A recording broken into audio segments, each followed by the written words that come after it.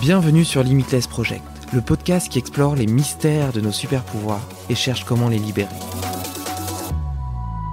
En discutant avec des scientifiques, médecins, sportifs ou entrepreneurs, je veux comprendre quels sont les secrets de la performance humaine et découvrir les meilleurs hacks pour optimiser ma vie, mes capacités et ma longévité. Si toi aussi tu veux exploser ton potentiel et améliorer ta santé, abonne-toi au podcast et rejoins ma newsletter pour recevoir chaque mois mes plus incroyables découvertes. Si tu vis jusqu'à 90 ans, tu as 1080 mois à disposition pour réaliser tes rêves. Il serait peut-être temps de commencer. C'est ce qu'a fait Maxime Barbier, qui après avoir revendu sa start-up, a consacré 2 ans de sa vie à réaliser 100 rêves complètement fous. Lire un livre par semaine, participer à une retraite Vipassana, terminer un Ironman, escalader le Mont Blanc ou fumer du venin de crapaud bouffeau sont quelques-uns d'entre eux. Qu'a-t-il appris de ces expériences uniques ? Quelle est la formule magique pour réaliser des rêves qui semblent impossibles ? Comment optimiser son potentiel pour devenir 1% meilleur chaque jour ? Quel est le secret que tous les livres de développement personnel veulent nous transmettre ? Voilà quelques-unes des clés que tu découvriras dans cette conversation, malheureusement trop courte, mais d'autant plus intense. Belle écoute ! Salut Maxime. Salut David. Écoute, histoire de faire une petite dédicace à ton formulaire de contact, quel est ton niveau de forme sur une échelle de 1 à 5 ? Alors, c'est pas le niveau de forme, c'est le niveau de bonheur, on va dire. Alors, en forme physique, je dirais 5 sur 5, mais il m'est arrivé des petits soucis familiaux, donc je dirais plutôt 3 sur 5, mais la vie est belle et il faut en profiter. C'est ça que j'ai appris aujourd'hui. Bah écoute, je pense que ce sera le sujet principal de ce podcast, donc c'est chouette Très bien. d'avoir l'occasion d'approfondir un petit peu ta philosophie de vie et tous ces concepts. Mais avant ça, j'aimerais bien que tu me racontes quel a été l'élément déclencheur qui t'a donné envie de t'intéresser à ton potentiel humain. Qu'est-ce qui t'a permis de prendre conscience de l'urgence de vivre et qui t'a donné envie d'exploiter au maximum tes capacités intellectuelles et physiques pour avoir l'expérience de vie la plus intense possible ? On rentre dans le dur direct. Il y a eu deux événements, on va dire. Le premier, à 30 ans, je me suis demandé si j'étais au plus près du milieu ou pas de ma vie. Et je suis allé chercher sur Internet et j'ai vu qu'un Français de ma génération vivait en moyenne 80 ans. Et j'ai dit que j'en avais 30, donc il me restait un truc comme 700 mois à vivre. Et ça a été un peu un déclic qui a vraiment changé ma façon d'aborder la vie. Et de me dire et de réaliser qu'on va mourir, et d'ailleurs on va tous mourir un jour, qu'on va mourir plus vite qu'on ne le pense, parce que la vie passe vite, et surtout en fonction de ce qu'on fait dans l'instant présent, dans les jours, dans le court terme, et il se peut qu'on mette en péril un peu cette espérance de vie, donc on ne vit pas forcément tous jusqu'à 80 ans. Donc ça a un peu chamboulé ma vie. J'en ai fait un tableau qui a fait un petit buzz à l'époque, où j'avais dessiné les 1080 mois d'une vie et j'avais colorié les 30 premières années et j'avais montré que ça, c'était le nombre de mois qui me restait à vivre. Beaucoup de gens trouvaient ça un peu anxiogène. Moi, je trouvais que c'était une belle leçon de vie et un bon motto pour profiter à fond. Et le deuxième événement, c'est que je me suis mis à lire au début un livre par mois, puis un livre tous les 15 jours, tous les 10 jours, et puis un livre par semaine. Et donc, j'ai dévoré un grand nombre de bouquins de développement personnel et je me suis rendu compte qu'ils parlaient tous de la même chose, alors d'une façon différente, mais au final, une fois que t'en as lu une centaine, t'apprends plus grand-chose en développement personnel. Et un peu comme tu sais, les détectives dans les films qui punaisent au mur avec des ficelles et qui relient un peu tous les trucs, j'ai réalisé qu'il y avait 6 grandes énergies et en fait non, il y en a 7. J'en ai découvert une 7e qui a 6 grandes énergies à l'époque, qui sont s'occuper de son corps, bien manger, bien dormir, le sexe, l'amour, on va les mettre ensemble, et la respiration et la spiritualité. Et lorsque ma vie professionnelle a basculé il y a 2 ans, j'ai décidé de consacrer mon temps à ces 2 choses, à savoir conquérir mes rêves parce que le temps passe vite, et ensuite passer énormément de temps à développer mes 6 énergies. Et je pense que si tu débloques ces 6 énergies, c'est là où tu atteins ton haut potentiel. C'est marrant parce que j'ai eu un cheminement un petit peu semblable et le déclic s'est fait. Moi, j'ai 30 ans aujourd'hui, donc peut-être un tout petit peu plus tôt, mais tu vois, vers 27 ans, j'ai commencé probablement avec le décès de mon père ou avec le fait que je me sois mis au CrossFit, qui a été un sacré game changer dans ma vie. Même si j'en fais plus aujourd'hui, ça a donné le départ de mon chemin sur la nutrition, le sport, etc. Et petit à petit, tu vois, tu te rends compte que c'est un chemin infini. Tu commences à prendre une petite route, c'est juste un petit changement dans ta vie. Et avec l'effet papillon, tu te rends compte qu'il a des conséquences sur absolument tout et que ça devient même une addiction et tu as envie de découvrir toujours plus comment aller plus loin, comment avoir une vie plus intense. Et donc voilà, donc je suis assez en phase avec ce que tu racontes, ce que tu partages. Et justement, comment est-ce que tu arrives à orchestrer un petit peu tout ça? Parce que tu parles de ces 6 énergies, tu parles aussi de lire un livre par semaine. À côté de ça, tu es entrepreneur. Comment est-ce que tu arrives à organiser tout ça pour que tout arrive à rentrer dans une journée, en une semaine, et que tu puisses donner la même importance à chacune de ces énergies sans en délaisser aucune? C'est une question qu'on me pose souvent sur la productivité et le temps. Moi, je suis très...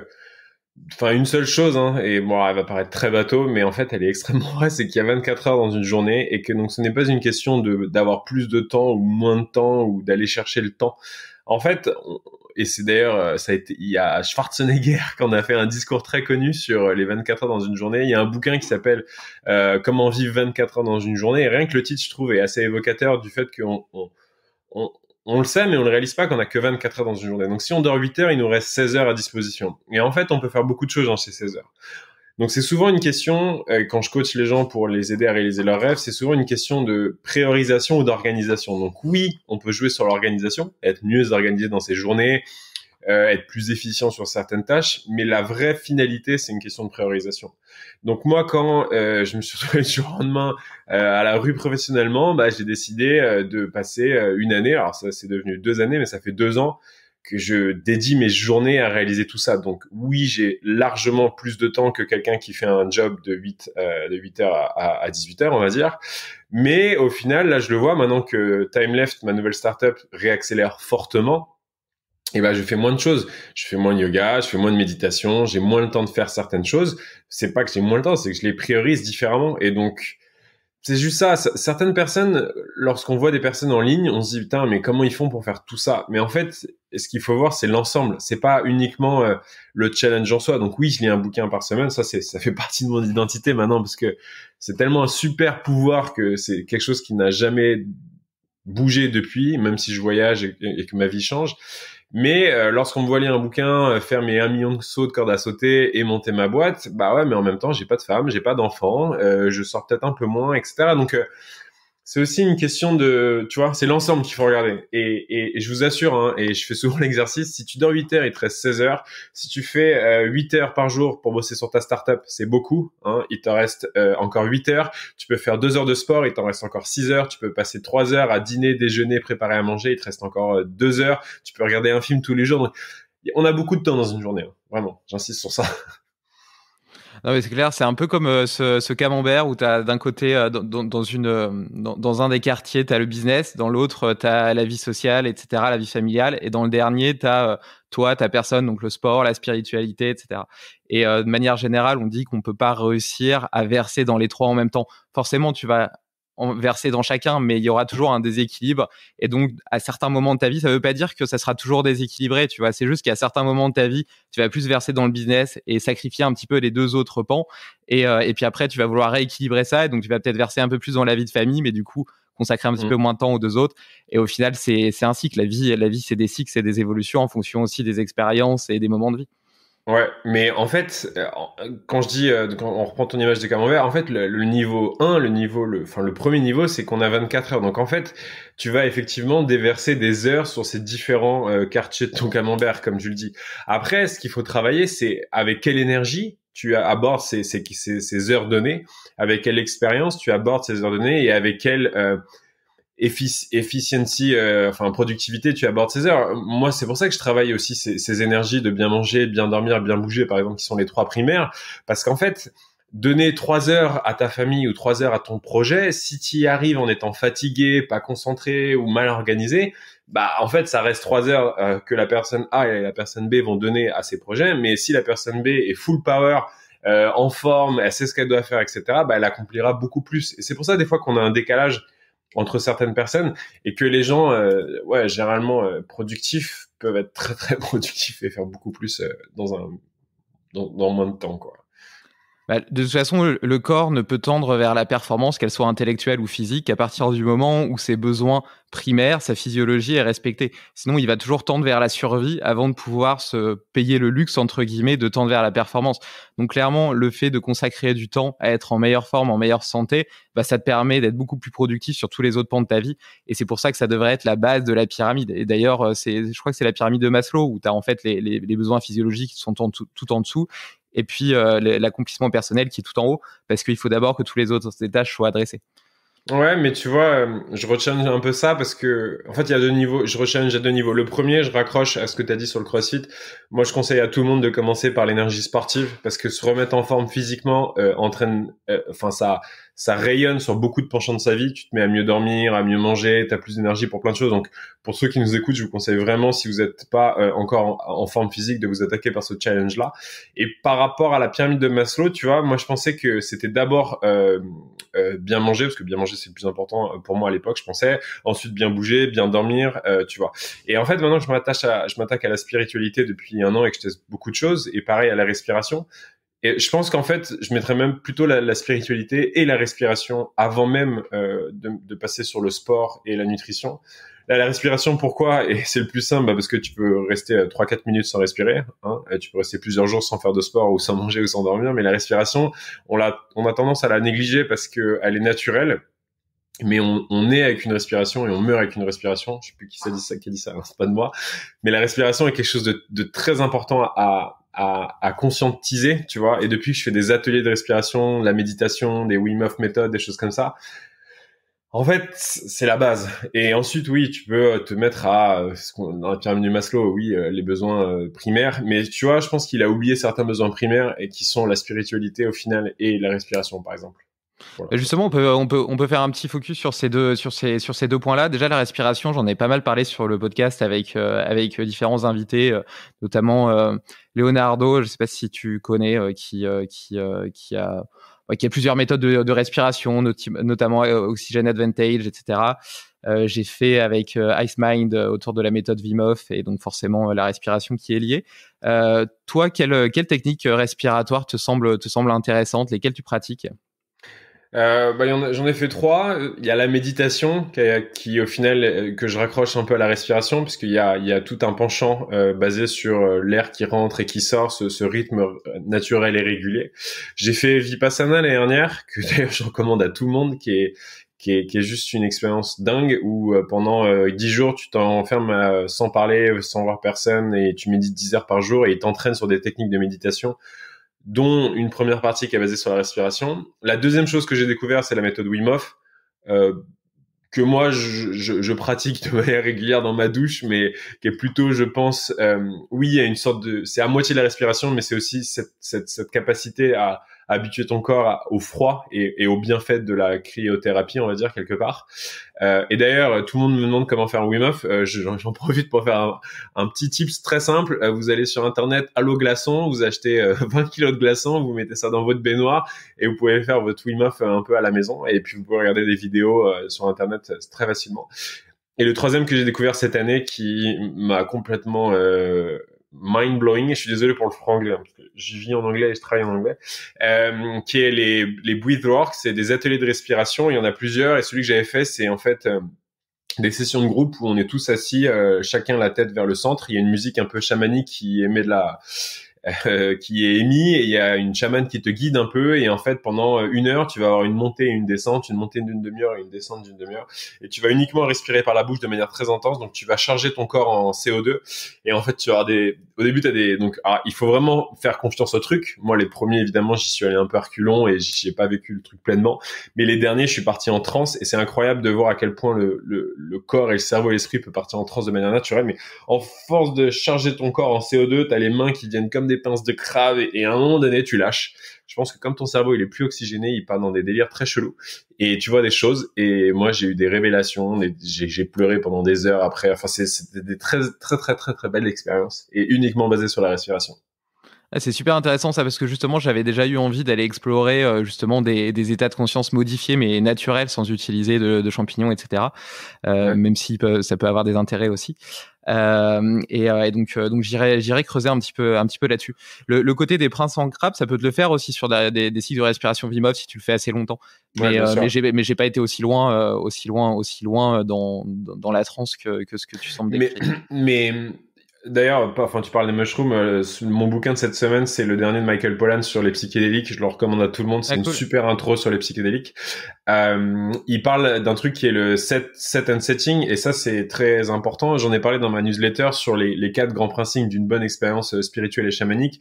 Et c'est ce que tu dis, tu vois, dans l'atelier de respiration que j'ai fait, on est 15, je suis pas tout seul, il y a une musique, c'est pas sans bruit, il y a une chamane qui te guide, qui te fait du reiki et tout. Donc, en fait, pour vivre ces trucs dont on est en train de parler, toi et moi, David, ce qui est important, c'est de savoir que le contexte, l'environnement et un peu la méthode de préparation sont vraiment des ingrédients de la recette d'une bonne expérience, quoi. Pour Ouais, vivre pleinement la chose, quoi. il faut vraiment le vivre comme une cérémonie et pas comme le fait de simplement aller rechercher un état de conscience modifié en mode récréatif, quoi.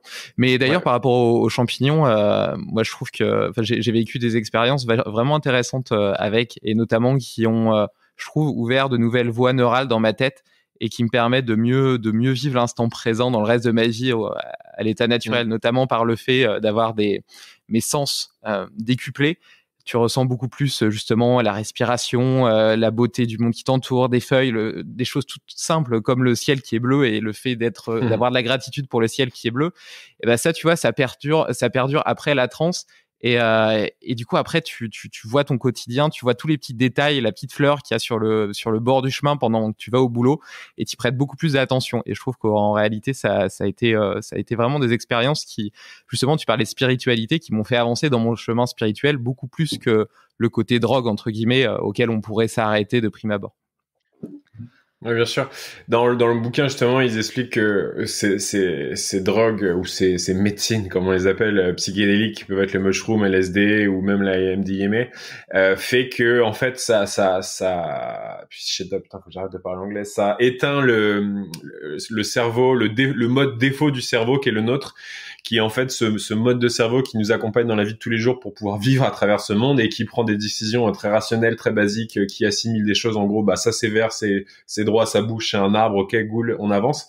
Et en fait, ces drogues-là te permettent de dissoudre ton ego et d'être dans un monde complètement où t'es complètement observateur. Et tu vois, pour avoir fait aussi pareil que toi, mushroom, Bufo. Alors Bufo, c'est vraiment genre, ça c'est l'Everest, mais c'est des trucs qui t'ouvrent un penchant. Et je pense qu'une fois que t'as vu que c'était possible et que tu l'as senti et vécu de tes propres yeux, c'est là où en fait il se passe des choses, quoi. Et c'est pour ça que quand on parle d'expérience spirituelle, je pense qu'il y a à en parler, il y a lire, la théorie c'est bien, mais en fait il faut vraiment associer la pratique.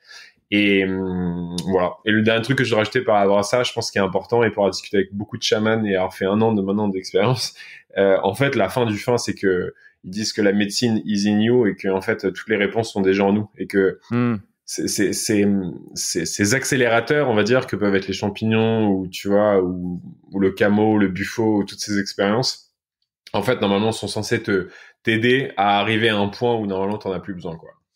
En fait, ça désactive un petit peu l'ego et ça permet au cœur de ressortir. Ça désactive l'ego, ouais, carrément, ouais. C'est des expériences. Ça te permet juste de vivre une expérience intense telle qu'elle est, dans sa version la plus pure, en enlevant toutes les pensées parasites qui vont aller la Bien filtrer. sûr, ouais. Ouais. Tu parlais de la retraite Vipassana, c'est un truc qui m'intéresse particulièrement. Est-ce que tu pourrais rentrer un peu plus dans le détail, raconter un petit peu comment ça s'est passé et surtout ce que tu en as retiré après? Ouais, bien sûr. Je vais juste faire un petit pas en arrière. C'est quand j'ai créé ma bucket list. Moi, maintenant, je suis dans ce business de bucket list. On pourra en parler après, mais moi, je vous recommande à tous ceux qui nous écoutent, de prendre juste une demi-heure et de mettre sur papier des choses que vous avez envie d'accomplir dans votre vie. Pour la bonne raison que la vie est courte. Tu vois, tu parlais de ton papa tout à l'heure. Le mien a fait un grave accident, un AVC hier, et il vient de sortir du coma, et ça te fait réaliser que franchement, la vie peut basculer, et je souhaite à tout le monde de pouvoir vivre une vie où vous réalisez vos rêves, et c'est important de réaliser ses rêves, je pense, parce que la vie, on n'a qu'une vie, quoi. Et lorsque j'ai décidé de faire ma liste de rêves il y a 2 ans, en fait, j'ai décidé d'aller à 100. Alors pourquoi 100, je sais pas, je trouvais que le chiffre était sympa. Et je me suis rendu compte que c'est facile d'avoir 10, 15, 20 rêves, mais c'est plus compliqué d'en avoir 100. Et j'ai une petite technique que j'aime bien, c'est d'abord d'aller chercher la théorie et de parler au plus grand nombre. Et donc j'ai parlé à beaucoup de gens et je me suis rendu compte que Vipassana ressortait beaucoup sur les bucket lists des gens. Donc j'ai commencé à m'intéresser à ce truc-là. Et puis lorsque j'ai publié ma liste, et ça c'est le deuxième conseil que je vous donne, chers auditeurs, c'est parler de vos rêves. Si vous parlez de vos rêves au plus grand nombre, vous postez sur Facebook, LinkedIn, vous partagez ce que vous avez envie de faire, vous allez voir que le monde va vous aider. Et lorsque j'ai publié ma liste et que les gens ont vu que j'avais mis Vipassana, qui était complètement à l'opposé du personnage que j'étais à l'époque, les gens m'ont dit mais ça va être la plus belle expérience de ta vie, ça va être dingue, ça va te changer, tu vas halluciner. Alors, littéralement 30 personnes m'ont dit ça. Je me dis bon, allez, on va le faire.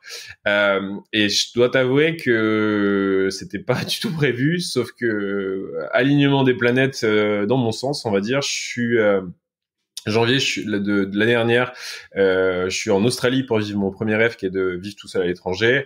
Et là, le Covid arrive sur la partie est du monde. Tu vois, la Chine commence à se fermer, etc. Donc, plein de mecs se font interdire l'accès au Vipassana en Nouvelle-Zélande, qui était le plus près d'où j'étais. Et donc, moi, j'étais sur liste d'attente. Ils m'appellent en disant, on a des places de libre. Coup de chance pour toi. Est-ce que tu peux être là dans 5 jours? Je dis ouais, ok, je peux être là dans 5 jours. Donc je prends mon billet d'avion, je vais en Nouvelle-Zélande et là je t'avoue que j'ai eu la peur de ma vie jusqu'à l'entrée parce qu'en fait je me suis dit mais comment tu peux faire pour être 10 jours sans parler, sans rien, sans livre, sans téléphone, sans truc, ça doit être l'enfer sur Terre, surtout pour un mec comme moi accro, tu sais, à son téléphone et tout. Ouais, c'est ce que Et j'allais en dire. fait, ouais, et en fait, pour tous ceux qui veulent le faire, et toi David, je vous dis, hein, c'est très simple, le plus compliqué c'est d'y aller. Une fois que t'es sur place, en fait ça va. Pourquoi? Parce que c'est par design. On t'enlève toutes tes possessions, donc tu mets tout dans un casier, et pendant 10 jours t'auras pas de téléphone, pas de stylo, pas de livre, t'auras rien. L'idée c'est que tu sois habillé avec une tenue très sobre, donc moi j'avais juste un jogging et un pull pendant les 10 jours. Et en fait personne te parle, personne te regarde.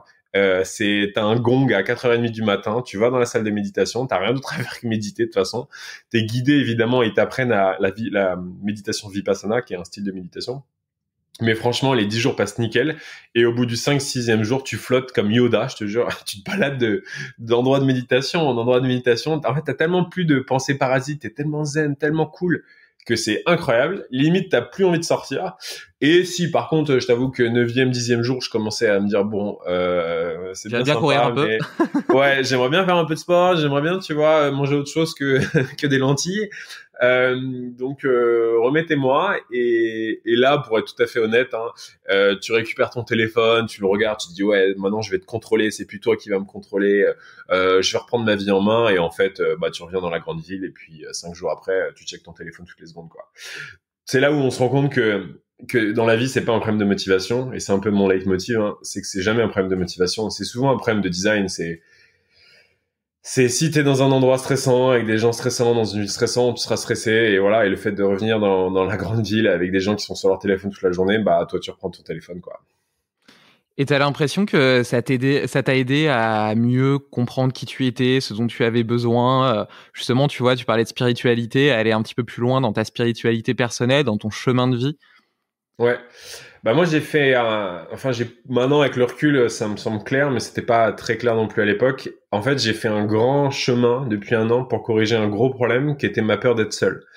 J'ai toujours eu peur d'être seul, je vais pas dire de l'abandon, ça n'a rien à voir, vraiment la peur d'être seul, il fallait que j'ai toujours des gens, j'avais beaucoup de mal à me retrouver avec moi-même, c'était quelque chose que je fuyais, soit en rajoutant plein de gens autour de moi, l'alcool, enfin tout plein de subterfuges pour ne pas justement regarder moi et à l'intérieur. Et en fait, depuis 1 an, j'ai fait ce chemin-là. Donc Vipassana a été un des premiers déclencheurs parce que je me suis dit mais en fait, je peux être tout seul avec moi-même et ça va.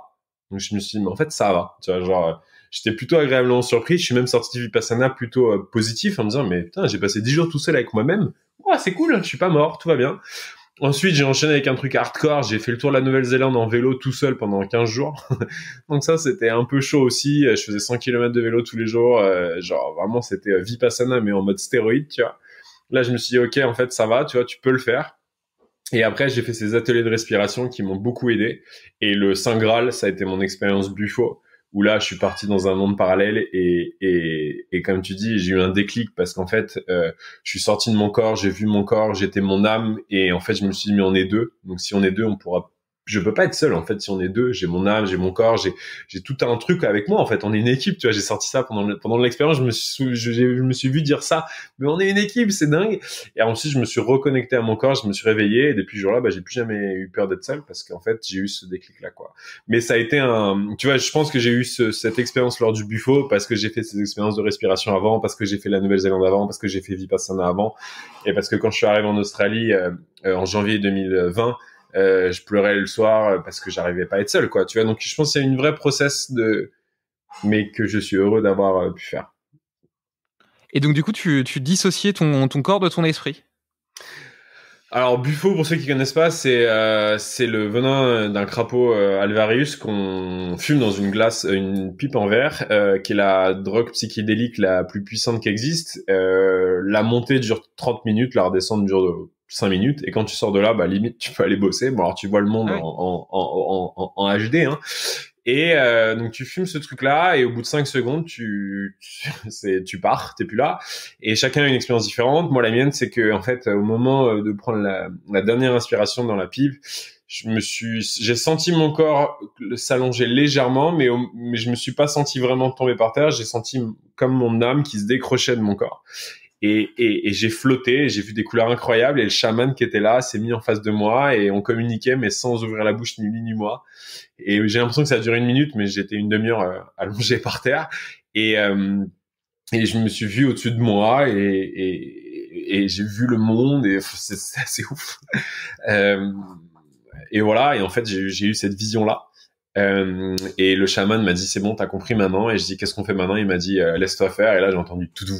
J'ai réentendu mon cœur, tu vois, vibrer tout autour de moi. Et je me suis dit waouh, c'est quoi ce truc-là? Et en fait petit à petit je me suis revu me faire réhapper par mon propre corps et j'ai ressenti d'un coup la chaleur, le vent de l'endroit où j'étais quoi. Et je me suis réveillé et je me suis dit c'est le truc le plus dingue que j'ai jamais fait de ma vie.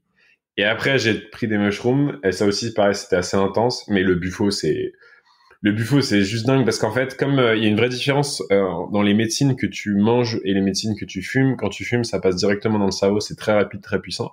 Alors que la mushroom, il y a un temps d'adaptation, l'ayahuasca aussi ou peyote. Mais le Buffo, mon gars, t'as beau avoir toute la résistance intellectuelle et physique que tu veux, être le plus coincé ou ça te satellise. Mais c'est incroyable. Et question bête, pratico-pratique, comment est-ce que tu trouves ces expériences-là? Alors, je peux te répondre le truc très cliché qui est au moment où tu es prêt, l'expérience viendra à toi.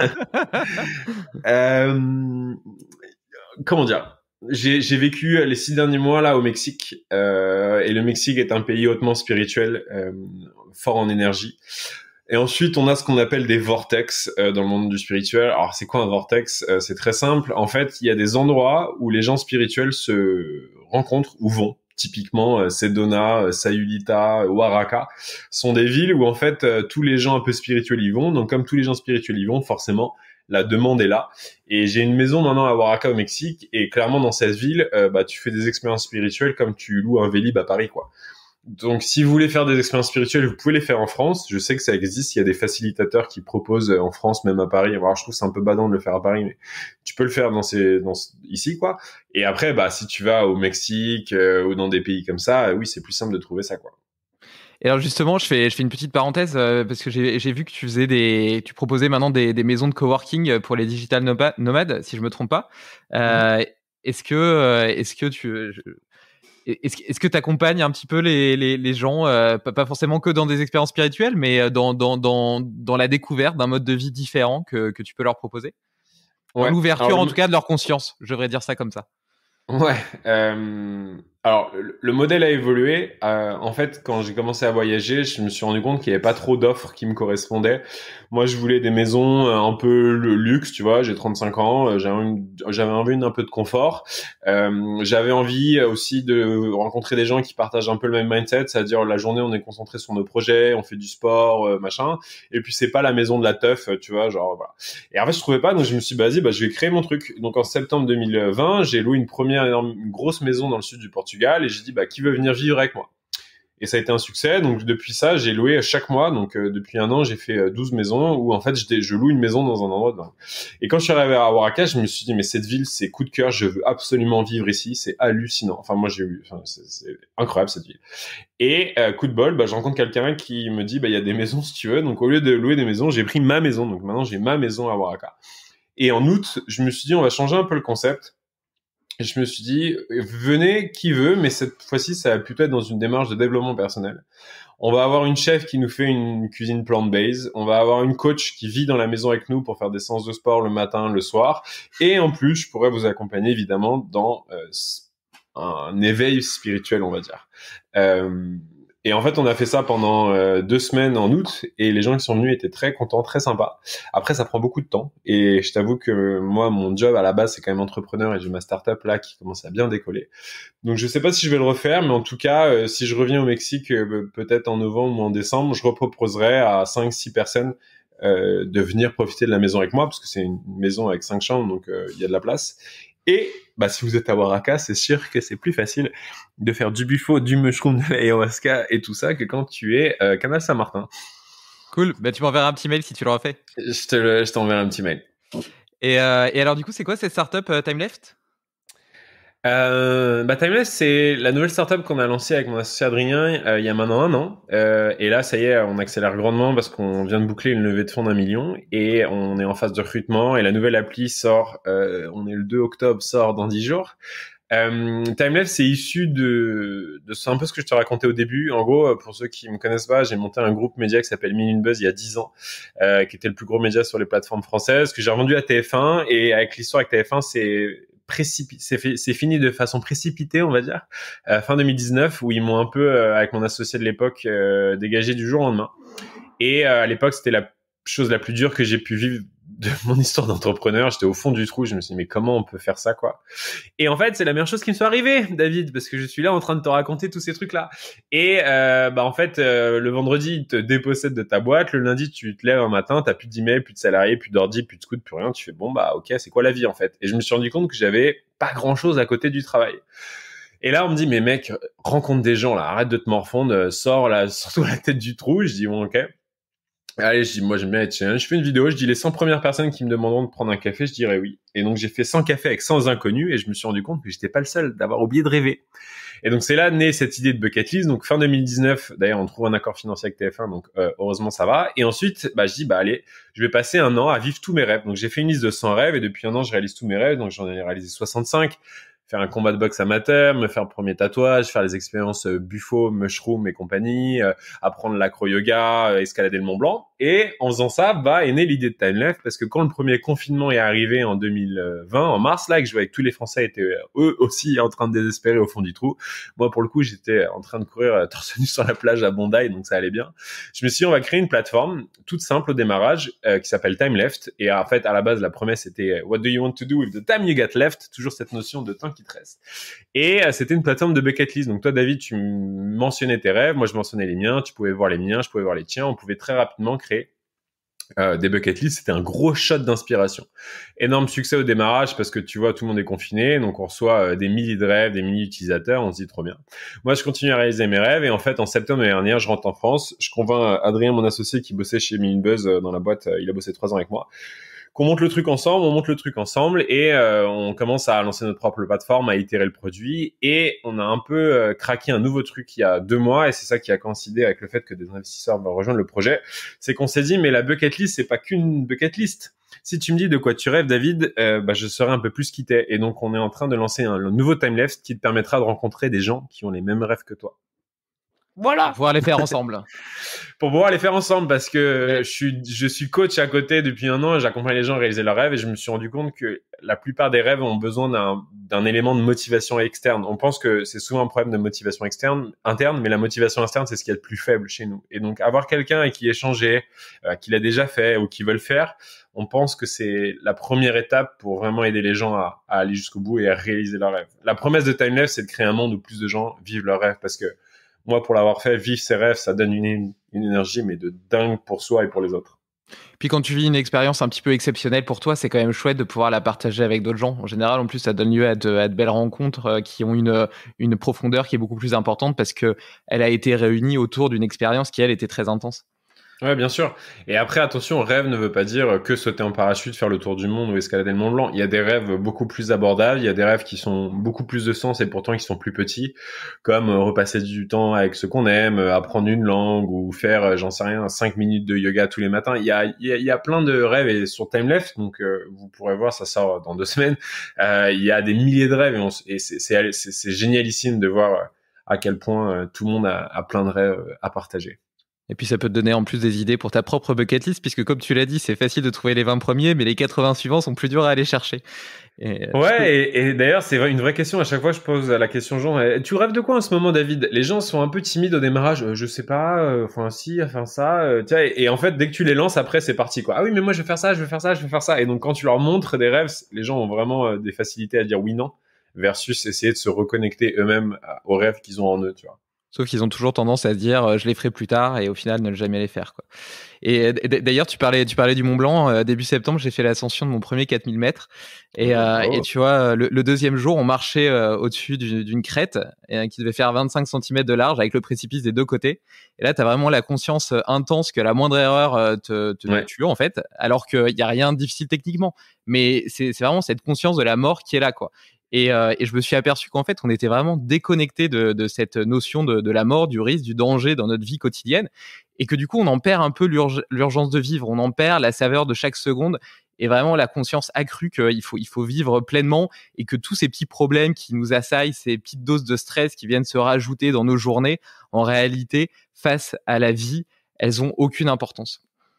Ouais, bah bien sûr, à la base on a un cerveau qui est programmé pour notre survie où on est à l'affût du moindre danger, mais c'est vrai que maintenant quand tu prends ton métro, le métro et que tu vas bosser dans ton open space, le danger il est quand même moins moins présent et c'est ces moments de mort qui nous rappellent la vie en fait, tu vois et moi là ce que je viens de dire avec mon père hier, ça te rappelle l'essentiel, ça te rappelle que la vie est courte, ça te rappelle que la vie peut basculer, ça te rappelle que tu sais pas de quoi demain est fait. Et donc, en fait, repousser, je réaliserai mes rêves quand j'aurai ça, ou après ça, ou peut-être quand machin, c'est dommage parce que moi, je le vois, hein. Déjà, tu sais pas quand la vie s'arrêtera. Deuxièmement, tu sais pas en quel état tu vas évoluer. Tu vois, typiquement, on pense qu'on va vivre vieux, mais il y a des gens qui, à 50, 60 ou 40 ans, bah en fait, leur physique peut se dégrader très rapidement pour X ou Y raison. Donc,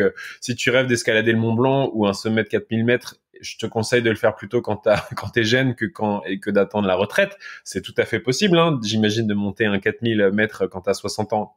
Pas de problème, mais c'est plus risqué, plus limité. Donc en fait, avec le temps qui passe, on a une partie de nos rêves qui meurt avec nous. Et je pense qu'il faut en avoir conscience et peut-être reprioriser ça un peu dans sa vie. Il y a un bouquin que j'ai lu j'allais dire sympa, c'est peut-être pas le bon mot, mais il s'appelle les 5 regrets des mourants.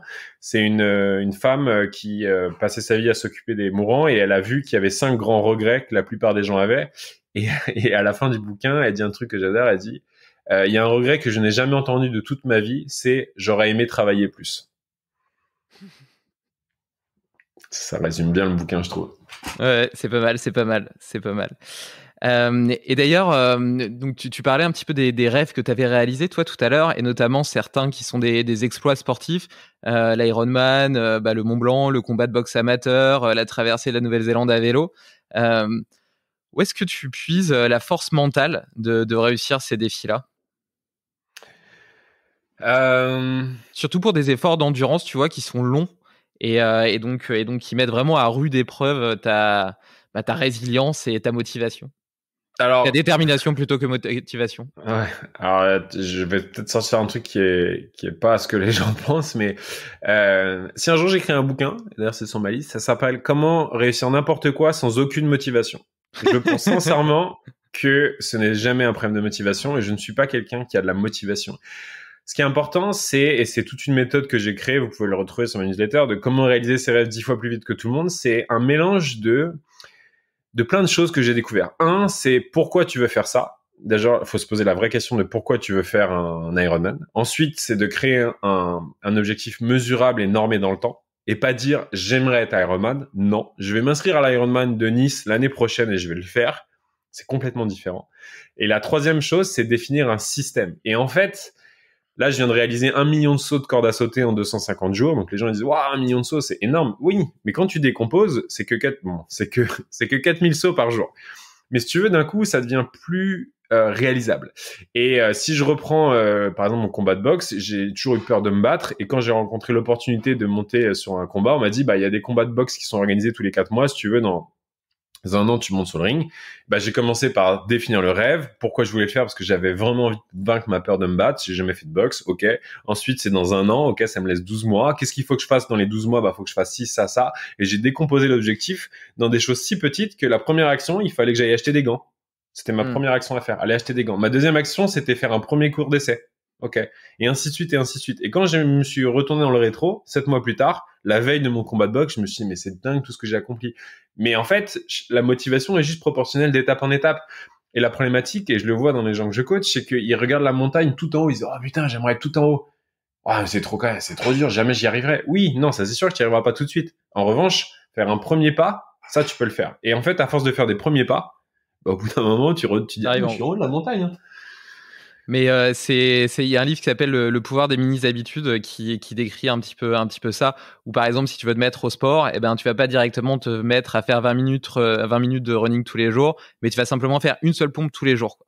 Et puis une fois que l'habitude, elle sera inscrite dans ton quotidien, qu'elle sera inscrite aussi dans ton cerveau, que du coup, ça demandera plus d'effort conscient de ton cerveau de le faire. Il y aura plus besoin justement qui se motive pour le faire. Ça sera facile d'en rajouter une deuxième, une troisième, une dizaine, et puis en plus tu te prends au jeu, donc tu as envie d'en faire de plus en plus. Attends, excuse-moi une seconde pour juste mon ordi.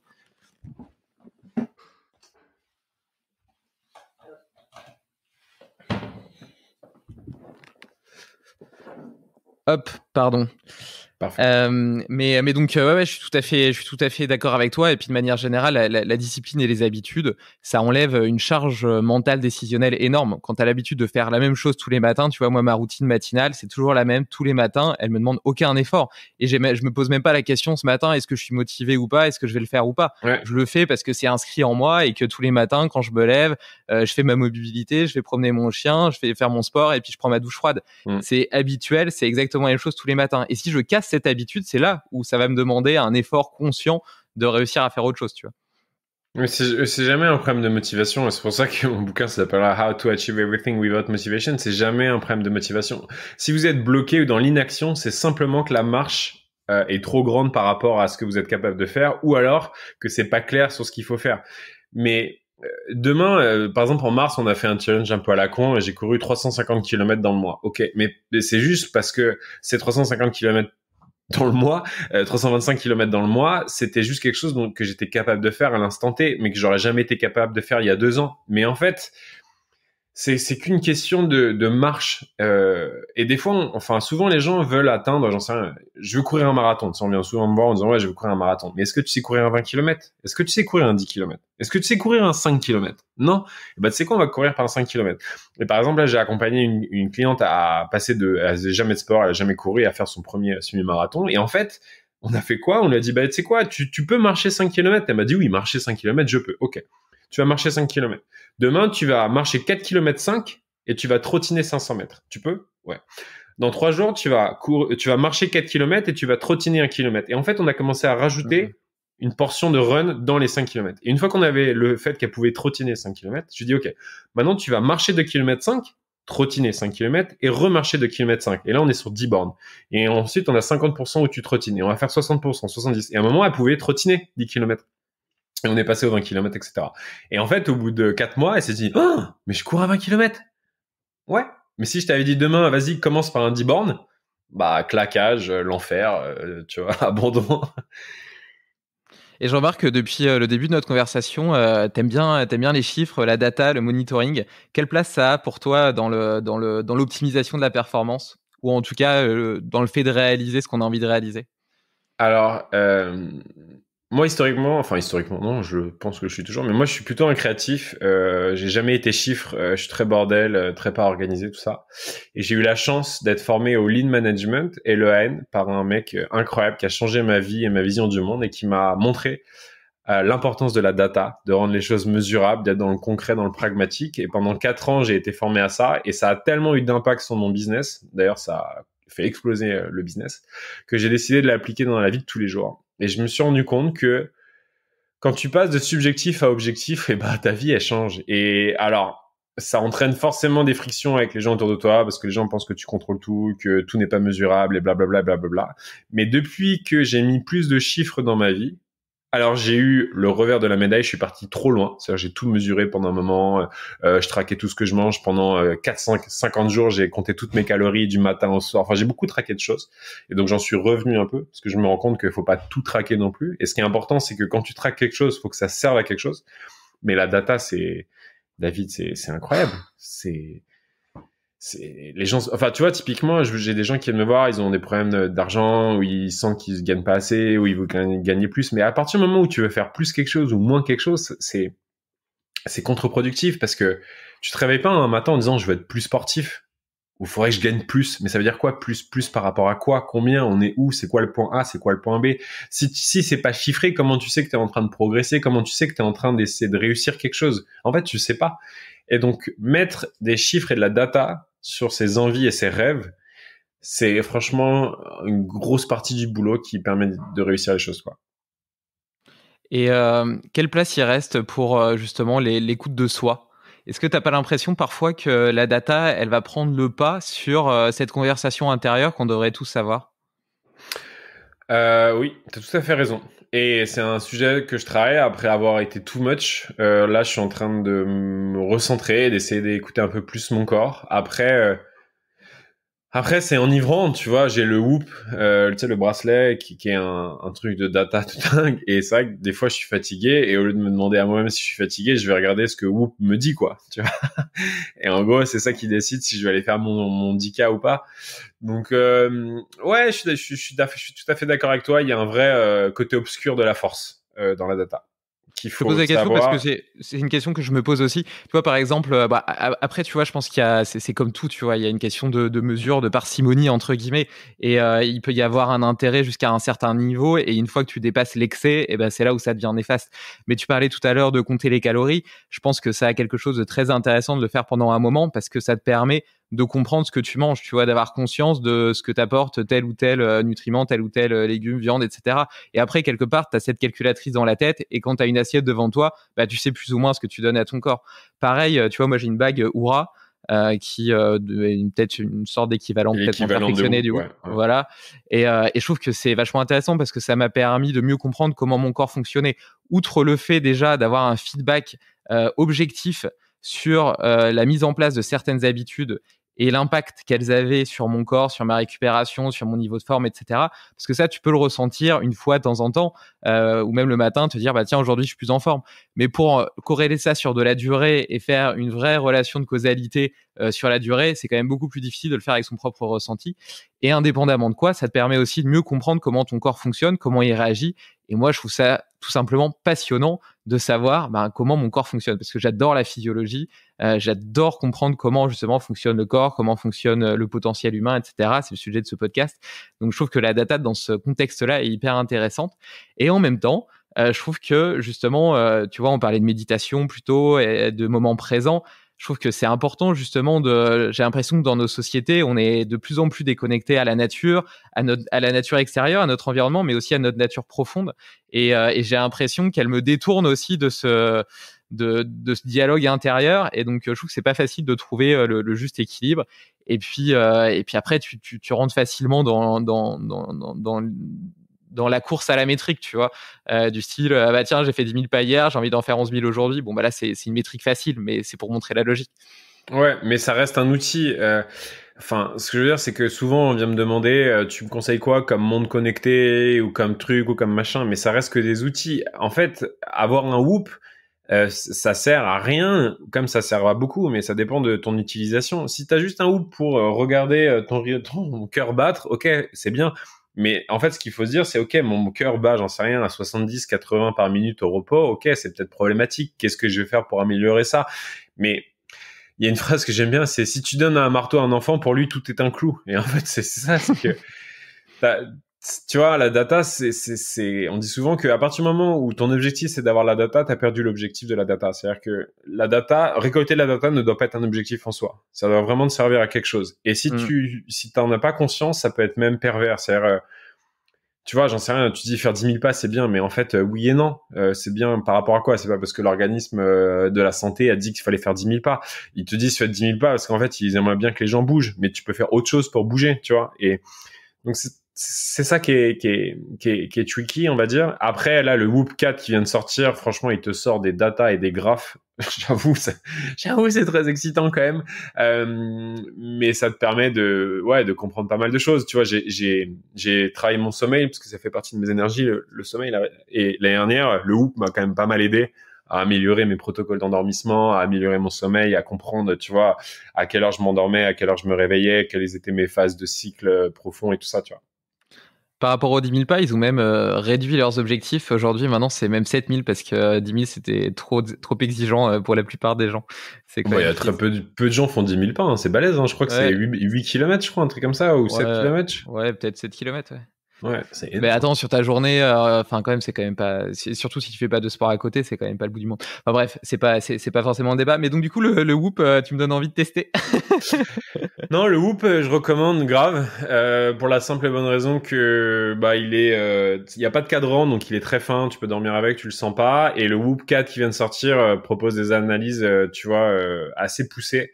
Donc voilà. Et encore une fois, attention, tu vois, moi, si vous nous écoutez et que vous avez jamais eu de capteur ou jamais eu de data, peut-être commencer par une petite Garmin des familles, toute simple. Commencez juste à voir un peu votre rythme cardiaque, vos nombres de pas, et ça sera déjà très bien. Tu vois, on a souvent tendance aussi. Alors, ah oui, je te donne un autre exemple qui est plus parlant. J'ai testé le Super Sapiens. J'étais dans les premiers à tester le Super Sapiens. Je sais pas si vous connaissez. Pour la glycémie? C'est en gros, ouais, c'est un capteur que tu mets dans la peau, donc tu as une aiguille, hein, ça rentre dans la peau et ça mesure ton taux de glucose, etc. C'est pour les sportifs. Ok, c'est clairement pour les sportifs de très haut niveau, tu vois. Et il y a des gens qui viennent me voir et me disent ouais, est-ce que tu me le conseilles? Là, j'ai envie de me remettre au sport. Je dis mais en fait, je crois qu'il y a un problème dans ton énoncé. Tu veux te remettre au sport, ce qu'il faut que tu achètes, c'est des baskets. C'est pas un moniteur de glucose pour savoir si tu manges une banane ou une barre de céréales, quel impact ça va avoir sur ta glycémie. Parce que là, t'es pas en train de chercher à gagner 2 minutes au 10 bornes. T'es juste en train de t'essayer, tu vois. Et en fait, c'est facile pour le cerveau. On vient souvent me demander, tu me recommandes quelle montre connectée pour me mettre au sport? Mais pour te mettre au sport, faut des baskets, en fait. Faut pas une montre connectée. Et une fois que, comme tu l'as dit, tu seras capable de faire un peu de sport de manière régulière et que tu te prendras au jeu et que tu auras stabilisé cette habitude, oui, tu pourras aller acheter une montre connectée. Oui, tu pourras commencer à, tu vois, à regarder ton rythme de battement par minute au 10 bornes, t'es monté en zone, en seuil et tout, mais faut pas commencer par ça, quoi. Parce que c'est ça, en fait, qui frise les gens et qui les met dans l'inaction, tu vois, je trouve. Et du coup, toi qui es un fou d'optimisation, est-ce que tu pourrais nous raconter un peu quelles sont tes routines, tes hacks, tes outils pour être plus performant au quotidien, plus énergique, plus heureux? La potion magique. Non, mais en tout cas, la Ouais, tienne. ouais, bah dans les choses que j'utilise beaucoup, c'est de visualiser ma journée en blocs. Donc on a 24 blocs d'1 heure dans une journée, on dort 8, t'en as 16, et en fait je commence ma journée par me demandant ce que je vais faire de ces 16 heures. Et donc j'adore travailler avec Google Agenda. Donc je dis bah voilà, par exemple toute ma to-do, je la mets dans mon agenda parce qu'une to-do qui n'est pas dans un agenda généralement tu la fais pas. Donc je me lève le matin, je me dis ok, qu'est-ce que je vais faire aujourd'hui. J'ai aussi priorisé ce qui est important pour moi. Donc ma vie tourne autour de mes séances de sport. En gros, je mets mes 2 heures de sport dans ma journée et ensuite j'adapte mon agenda. J'ai la chance de pouvoir être mon propre boss, hein, évidemment, ça joue. La lecture est pour moi un super pouvoir et en fait, dès que tu t'intéresses à un sujet, bah en fait, j'ingurgite 3-4 livres en un mois et en fait, t'as des connaissances de ouf et ça te permet vraiment d'aller plus vite sur les sujets. Euh, Tu dédies voilà. combien de temps à la lecture par jour?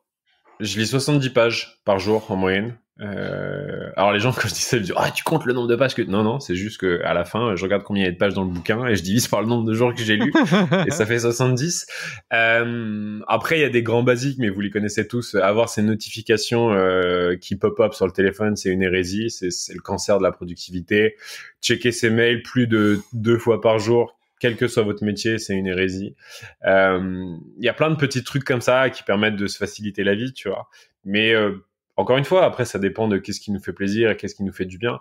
Et le truc que j'ai changé quand même, alors là, qui m'a quand même pas mal aidé, c'est que je définis l'heure de mon réveil en fonction de l'heure de mon coucher. Alors, j'explique. Lorsque j'ai lu le bouquin Pourquoi nous dormons, qui est vraiment magnifique, je vous le recommande. Pourquoi nous dormons, c'est un neurologue qui raconte l'impact du sommeil sur le cerveau, l'état, la santé et tout ça. Et en fait, il explique qu'il faut 8 heures de sommeil. Donc, moi, un peu plus parce que je fais 2 heures de sport, il me faut à peu près 9 heures de sommeil par jour, mais en gros, entre 8 et 9, c'est bien.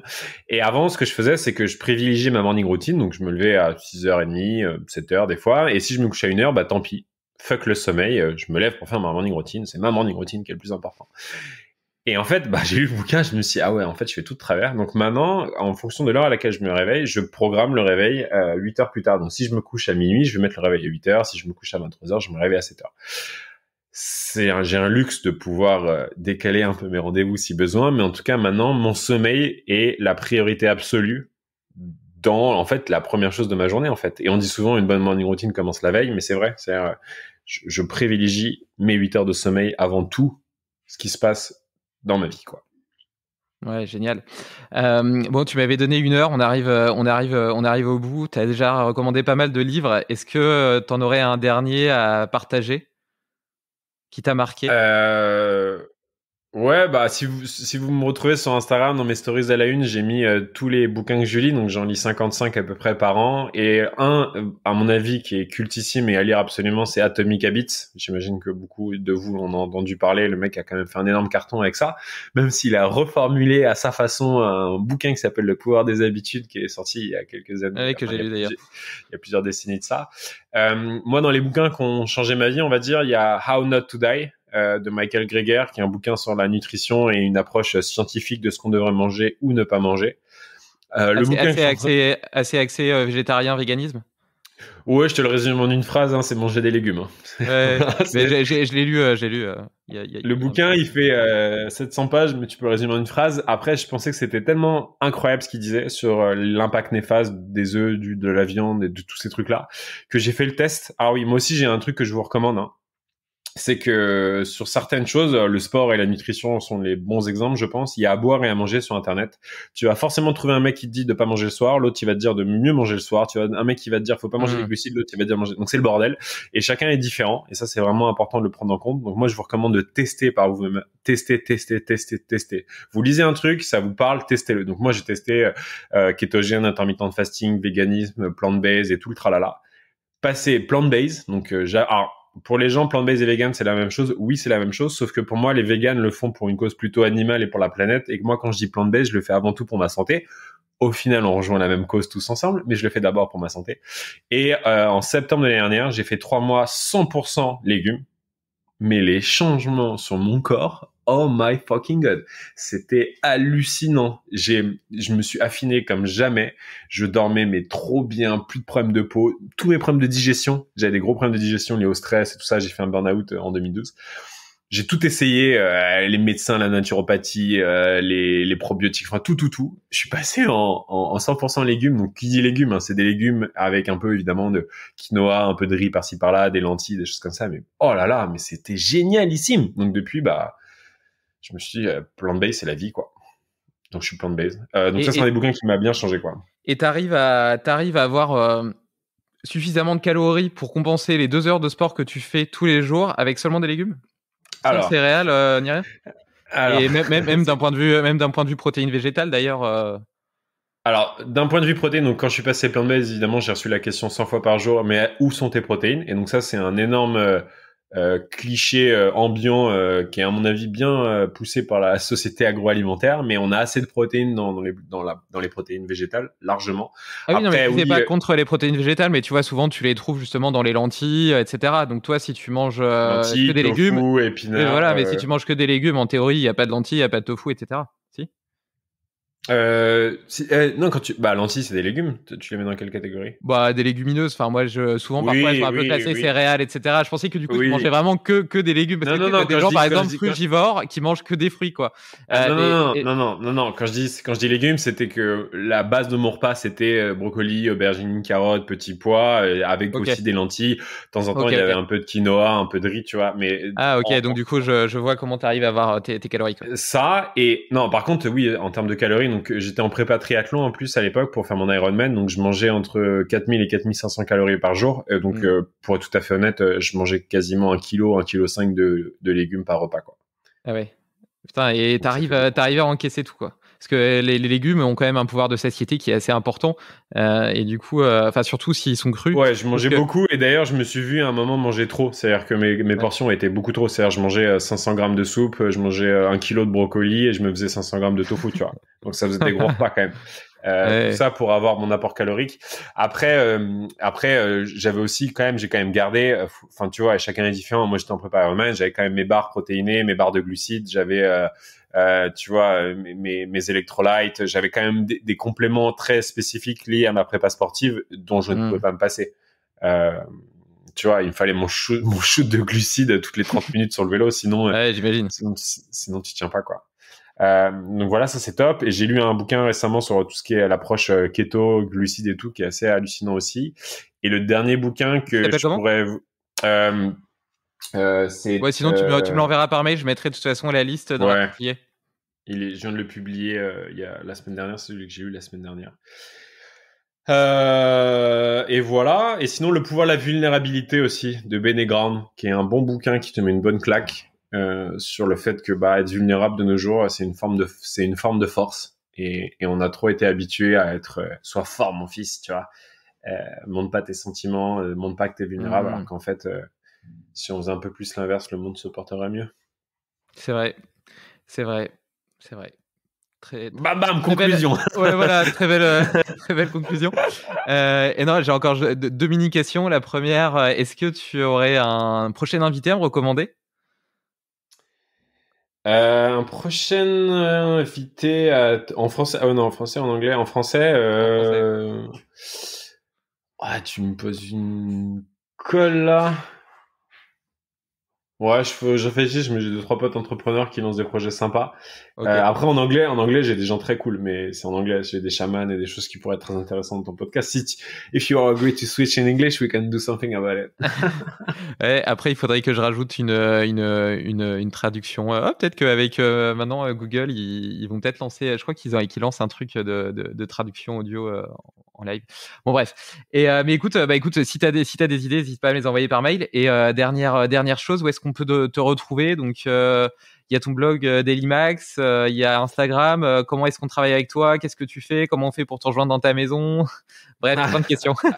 Bon, il y a 3 grandes portes d'entrée, on va dire. Il y a mon Instagram, Maxime Barbier, où je suis quand même assez présent et c'est là où je réponds aux questions généralement. Il y a ma newsletter, dailymax.substack.com, évidemment mon blog dailymax.fr, où vous pouvez retrouver ma bucket list. Il me reste une 30aine de rêves à réaliser et j'essaie de réaliser chacun de mes rêves avec quelqu'un. Donc s'il y a un des rêves qui est pas réalisé, qui est pas barré, que vous avez envie de réaliser avec moi, n'hésitez pas à m'envoyer un petit message. Ça sera avec grand plaisir pour le faire avec vous. Et mi-octobre, on lance Time Left. Vous pourrez à nouveau retourner sur l'App Store et l'Android Store pour télécharger cette nouvelle application. Et tu sais quoi, cet épisode-là, il va sortir le 16 octobre, samedi 16 octobre. Donc, à mon avis, si tu le lances le 15, ça sera le lendemain du lancement. Ouais. Bon, et tu vois, regarde, 1h01 et 7 secondes. C'est pas beau, ça? Ouais, t'es au top du top. Bon, merci pour tout, Max. C'était un super échange, une très belle conversation. Et puis, à bientôt. À bientôt, ciao. Ciao. Bravo, tu as écouté cet épisode jusqu'au bout.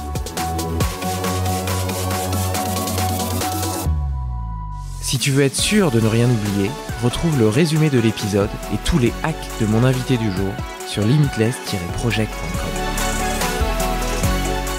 Mais avant, pense à me laisser une note de 5 étoiles sur ton application de podcast.